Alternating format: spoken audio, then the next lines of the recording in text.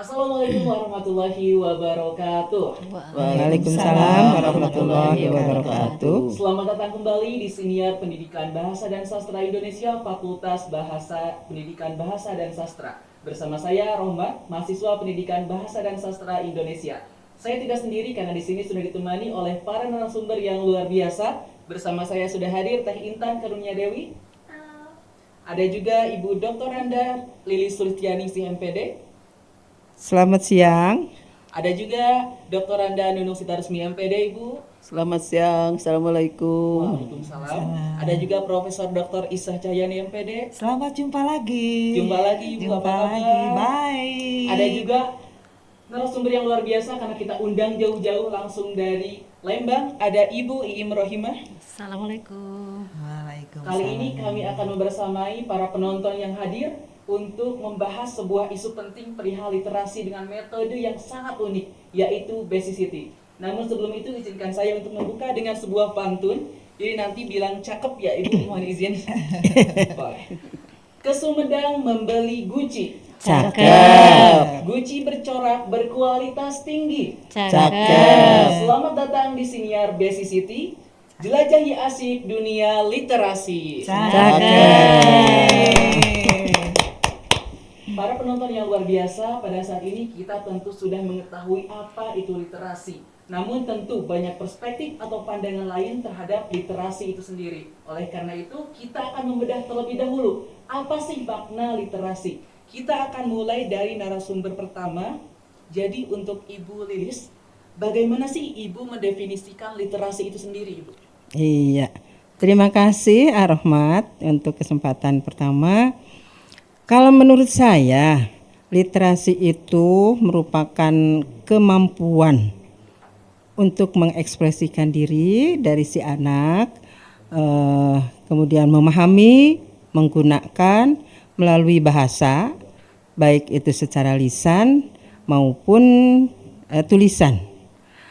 Dengan demikian anak bisa membaca, bisa memahami teks atau bacaan, kemudian bisa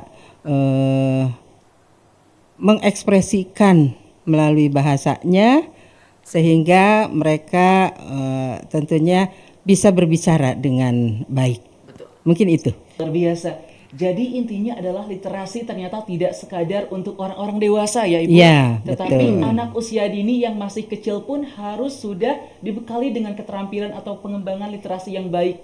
Karena itu akan menentukan kehidupan mereka di masa mendatang juga. Iya, betul sekali. Selanjutnya sekarang kita beranjak ke Ibu Nunung, Ibu. Iya. Nah, ini ada pertanyaan.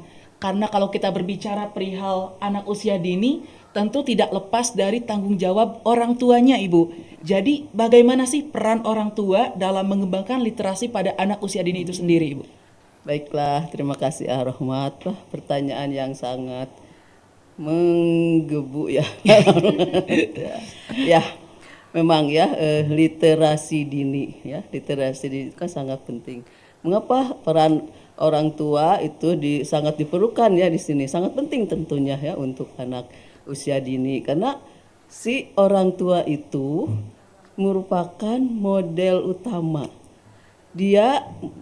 Si anak itu akan melihat bagaimana si orang tua itu bisa membaca, menulis, ya. Itu kan akan menjadi, oh ternyata orang tua saya senang membaca, senang menulis, itu akan menjadi motivasi bagi anak itu, ya.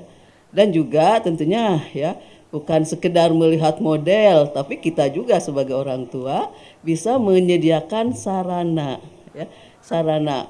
Ya minimal ada perpustakaan kecil-kecilan begitu ya, yang di dalamnya ada bacaan-bacaan yang sangat menarik. Tentu saja kan di sini membaca untuk literasi dini itu anak usia dini itu kan bukan membaca huruf A B C D yang begitu ya, tapi bisa juga melihat gambar-gambar yang menarik gitu ya.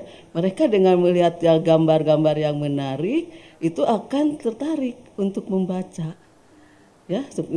Yang untuk usia dini itu beda dengan kita kan. Kalau kita memberi gambar apa itu gambar untuk apa ya, itu ya seperti itu. Dan juga bagi si anak usia dini itu yang sudah bisa membaca, kita juga bisa memberikan apresiasi supaya menjadi motivasi bagi mereka dan juga dia akan mendapat kepercayaan diri ya. Wah, saya sudah bisa membaca, saya sudah bisa menulis. Mungkin itu ya. Betul. Nah, di sini sangat penting ya Pak Rohmat ya untuk orang tua dalam mengembangkan literasi dini bagi si anak itu ya. Betul sekali. Jadi literasi itu tidak sekadar baca tulis saja, tetapi sudah luas sekarang. Tadi ada literasi keluarga, ada literasi teknologi, literasi digital, dan lainnya kita akan bahas setelah ini. Nah, terima kasih Ibu. Sama-sama. Selanjutnya kita akan Sama-sama, beranjak Rohmat. ke teteh-teteh yang cuma ada satu di sini. Teteh ini merupakan mahasiswa PMM, Pertukaran Mahasiswa Merdeka kemarin di Universitas Sriwijaya. Telah hadir bersama kita hari ini. Lalu ada pertanyaan untuk teteh nih. Bagaimana langkah bijak untuk memulai pembiasaan literasi untuk anak teh? Kan nggak tiba-tiba kita, ayo baca nih satu buku full gitu kan, enggak ya? Ya tentu saja ya, selain guru yang mendampingi anak-anak di sekolah, tentunya orang tua itu mempunyai peran yang penting gitu di rumahnya. Jadi pertama-tama itu tentu saja melakukan pembiasaan dalam membaca. Seperti misalnya kita mempunyai jadwal rutin antara orang tua dan juga anak dalam membaca buku seperti itu. Dan juga setelah melakukan pembiasaan juga seperti yang kata Bu Nunung sampaikan bahwa orang tua itu memang seorang model. Jadi jika orang tua itu sering membaca, maka anak-anak pun juga senang membaca. Apalagi dari dini sejak awal begitu. Makanya anak akan hobi membaca, mempunyai kebiasaan dalam membaca begitu. Dan juga kita sebagai orang tua tentunya harus memberikan kebebasan kepada anak begitu. Ingin membaca genre apa, kesukaannya apa begitu. Jadi anak-anak senang membaca apa yang diinginkannya. Dan terakhir juga kita sebagai orang tua tentunya harus memberikan sarana dan juga prasarana yang memadai kepada anak-anak di rumah. Membuat perpustakaan kecil juga bisa. Jadi sebenarnya kalau untuk membiasakan literasi pada anak itu berarti dimulai dari apa yang mereka sukai terlebih dahulu ya. Jadi jangan sampai langsung diberikan buku, tapi misalkan diberikan gambar juga, itu kan masuk literasi ya. Boleh dari yang sederhana-sederhana saja dulu. Nah, selanjutnya teh, kan tadi kita sudah bahas ada literasi digital, ada literasi finansial, literasi keluarga. Lantas apa memang benar gitu ada hubungan antara literasi dengan bidang-bidang ilmu lain itu teh? Seperti yang kita ketahui ya, literasi itu kan bukan baca tulis saja, tetapi literasi itu mencakup beberapa keilmuan seperti yang sudah Ibu Nunung sampaikan. Juga ada literasi digital, literasi teknologi, dan juga untuk anak-anak juga ada literasi keluarga gitu. Ada literasi numerikal, ada literasi finansial, banyak sekali yang bisa kita garap begitu, beberapa ilmu untuk menginterpretasikannya, untuk untuk mencari konsep-konsep dalam keilmuan itu. Literasi sangat penting bagi saya. Seperti itu. Bagi yang lainnya juga. Ya. Jadi memang saking banyaknya literasi sehingga di sini kami hadir untuk memfokuskan salah satu literasi yang khusus untuk anak, yaitu literasi kebahasaan. Dan kami beberapa bulan lalu telah menyelenggarakan seminar dan pelatihan untuk guru di Bandung Raya untuk pelaksanaan BCCT atau Beyond Center and Circle Time. Penasaran? Kita akan bedah bersama narasumber selanjutnya. Sudah hadir ada Ibu Isah. Nah Ibu, apa sih BCCT itu sendiri Ibu? BCCT itu Beyond Center and Circle Times, yaitu merupakan model pembelajaran berdasarkan sentra-sentra. Ada sentra agama, ada sentra bahasa, ada sentra olahraga, ada sentra musik, dan ada sentra sosial. Seperti itu. Jadi anak-anak belajar berdasarkan sentra-sentra, sudah menguasai sentra agama, kemudian beralih ke sentra lainnya secara bergiliran. Begitu. Jadi memang di BCCT ini ternyata sudah terlihat jelas literasi yang sangat beragam. Ada literasi agama, tadi literasi sains, literasi seni, dan lainnya juga sudah terlihat dengan jelas di sana. Nah lantas Ibu, kan ini diterapkannya di sekolah ya, atau di lembaga PAUD. Apakah orang tua memiliki peran penting juga di sana? Otomatis, seperti halnya BCCT itu dulu tahun 1905 dilaksanakan di Amerika, bahwa setiap orang tua punya kontrak belajar dengan sekolah. Artinya orang tua punya kewajiban membacakan cerita di sekolah dan juga di rumah. Oleh sebab itu akan dievaluasi oleh kepala sekolah. Jadi kepala sekolah, guru dan orang tua secara bersama-sama mendampingi anak-anak untuk meningkatkan literasinya. Jadi kolaborasi antara orang tua dan juga para pendidik di lembaga PAUD itu sangat penting berarti ya Ibu? Sangat penting karena secara tidak langsung anak-anak itu masih piindungan. Kalau dalam surat itu masih memerlukan dampingan orang tua. Tetapi untuk kemandirian kadang-kala orang tua hanya sebatas halaman sekolah tidak boleh ikut masuk. Iya. Tapi sesekali karena ada kontrak belajar untuk mendampingi literasi, orang tua secara bergiliran membacakan cerita, mendongeng. Dengan mendongeng, dengan menyanyi, secara tidak langsung anak-anak belajar membaca Betul. dan belajar menulis. Luar biasa sekali. Karena kita kemarin sudah praktik BCCT juga Ibu, dan ternyata dari hasil praktik itu para guru merespons bahwa BCCT ini dianggap efektif untuk pembelajaran. Nah lantas Ibu, apakah benar BCCT ini efektif jika dibandingkan dengan metode yang lain Ibu?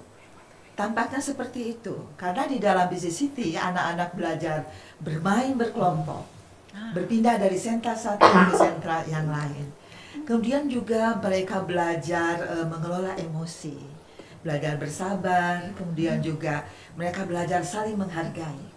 Dan yang paling penting dari itu semua, mereka bersemangat ketika belajar dalam kelompok. Jadi memang keberhasilan di dalam tingkat tahun itu adalah keterlibatan anak langsung dalam pembelajaran ya Ibu? Betul.